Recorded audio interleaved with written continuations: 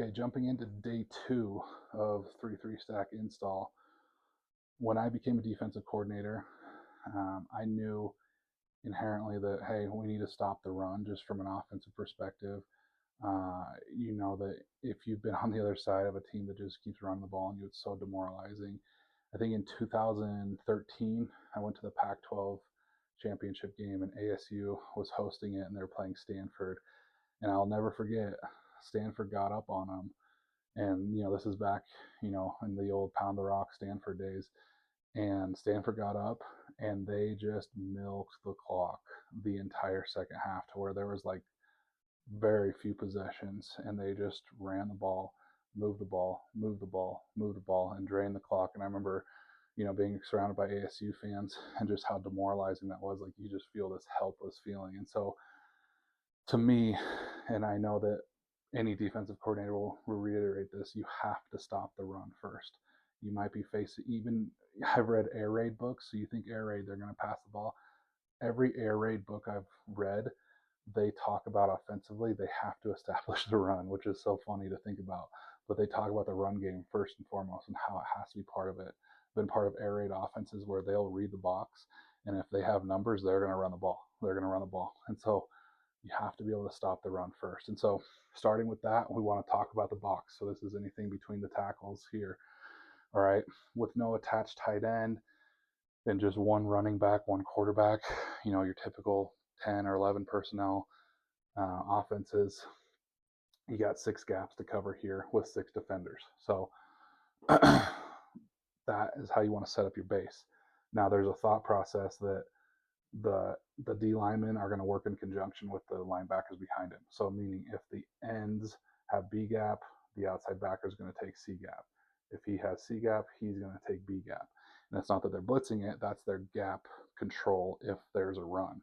And so linebackers, often will have pass responsibilities too. But if there's a run, that's their job. Okay. So making sure that these 6 gaps are covered.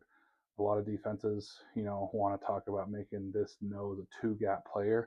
I just don't think it can work in high school unless you just have an amazing nose. It's just complicated, and I like to keep it simple for our players. And so, depending on how you want to do your base, if you have teams that do sidecar with the running back, then I would say have the nose go away from, or go to the running back, because you want your Mike to be able to get in on that run game. The D lineman's job is to plug the gaps and get the run stop, the ball carrier for the linebackers. They're trying to either leverage it inside or spill it outside to other people making the plays. And so on run game, the D linemen aren't your typical tacklers. It's the linebackers, it's the other help that's coming in there. So that comes back to setting up your identity, which we can get into more with the install. For me, what I would do is I would look at our field and boundary stuff and say, okay, if we slant, they're all slanting to the field, which means these guys have the opposite gaps for run support. Okay, so that's first and foremost.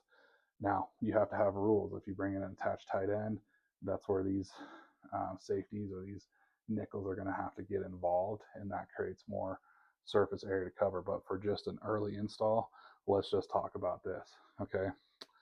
Now, if you want to play man coverage out of this, there's a lot of things you can do to make it pretty simple. Okay. If you're going to go with the boundary and you want to stay in a too high look, what I would do is I would have him roll late, and then he would be covering here, covering here. He's going to have to get in a better position and maybe not show it right away, but get into a spot where he can man him up. You're already here manned up. And then I would have him play a deep high, cover one look. There's a few different ways you can do it. If you're going to be, I would only play man coverage if you're going to send pressure too with this type of situation. So if you want to stay in a true cover one, it's split on whether or not that running back's staying in or not. He's going to be in the block a lot. And so what I would do is either, since we're going to be having these linemen move a lot more, it's not as easy for them to peel unless we're just going to go cover 0. Then I would maybe have them peel off in the case that a running back goes out for a pass. But right now, I would just have our outside backers be in charge of the running back. Now, if we're going to base, and so this is just base cover one stuff. So we're going to say, okay, we're sending 3, so we're probably going to be blitzing another one. So we'll just say our Mike's going right now. So these guys are going to drop to the hook curl.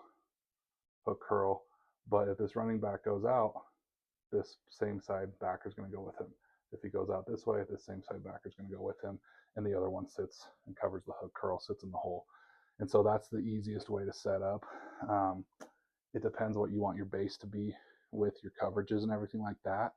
I like setting up man coverages because I feel like you're going to need it at some point. I think it's good to teach, and if you're going from a ground level basis, you don't already have a zone coverage already installed, I think this is a great way to do it because you can teach man coverage, you teach eye discipline with your DBs, you teach them to focus on the player and making plays and not just be staring trying to get interceptions. It teaches a lot more discipline in my opinion. And so first and foremost, set up your box, your gaps, talk about if you're playing a base man coverage and who's covering who and how you're going to align to it. You can still do this out of a 2 high and you can just roll into it.